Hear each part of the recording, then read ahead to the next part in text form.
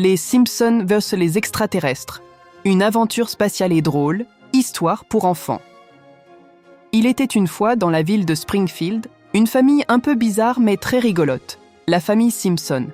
Il y avait Homer, le papa, qui adorait les donuts, Marge, la maman, avec ses grands cheveux bleus, Bart, le grand frère farceur, Lisa, la sœur intelligente qui jouait du saxophone, et Maggie, le bébé qui ne parlait jamais mais qui suçait toujours sa tétine. Un soir, après une grosse tempête, toute la famille était installée dans le salon.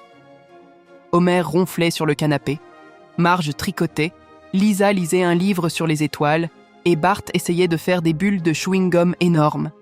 Soudain, pouf, bing, boum! Un bruit terrible, bien plus fort que les ronflements d'Homer, fit trembler toute la maison. « Qu'est-ce que c'est que ce boucan ?»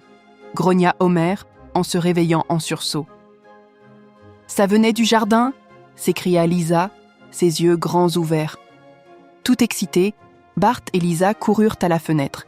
Ils virent une grande traînée de lumière verte qui descendait droit sur le vieux chêne au bout du jardin.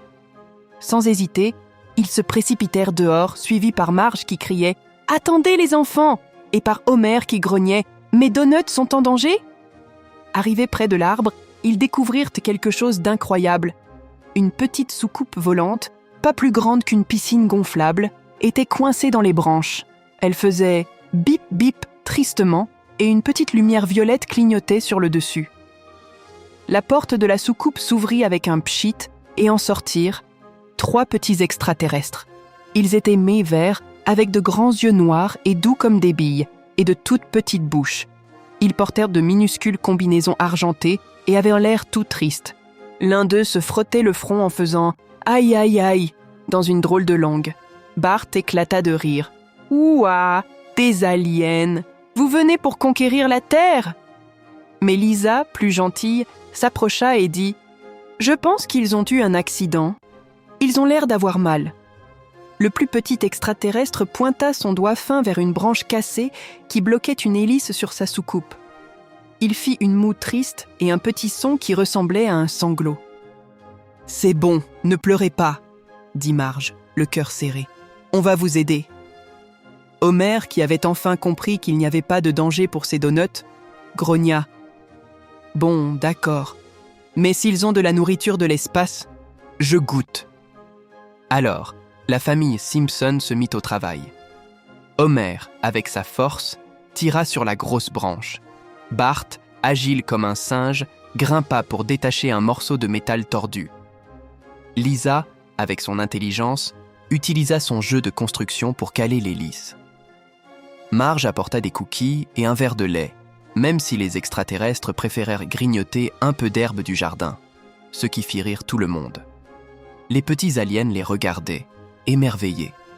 Ils se mirent à aider aussi, en utilisant des outils bizarres qui faisaient zap et zoom pour souder le métal. Enfin, après beaucoup d'efforts, l'hélice fut réparée. La soucoupe cessa de faire bip bip et se mit à ronronner doucement.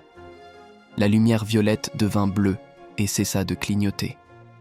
Les extraterrestres poussèrent des petits cris de joie. Ils s'approchèrent de chaque membre de la famille et leur firent un grand câlin. Le câlin de l'alien était un peu collant, mais très chaleureux. Avant de partir, le chef des aliens sortit de sa poche un petit sachet rempli de graines qui brillaient comme des paillettes. Il le tendit à Lisa, puis ils montèrent dans leur soucoupe. La porte se referma, l'engin vibra et s'éleva silencieusement dans les airs, dessinant un grand cercle de lumière arc-en-ciel dans le ciel de Springfield avant de disparaître dans les étoiles. Le lendemain, Lisa planta les graines magiques dans le jardin. En une seule nuit, une magnifique fleur géante avait poussé. Elle avait des pétales qui changèrent de couleur selon l'humeur de la personne qui la regardait. Bleu pour la tristesse, jaune pour la joie, rouge pour la colère, souvent quand Homer ratait son bus, et violet pour l'émerveillement. Et depuis ce jour, chaque fois que la famille Simpson regarde les étoiles, ils se souviennent de leurs nouveaux amis verts. Et Maggie, le bébé, lève toujours sa tétine vers le ciel en souriant, comme pour dire au revoir. Car c'était la preuve que même une famille grognon de Springfield pouvait vivre une aventure magique et se faire des amis venus de très, très loin. Fin.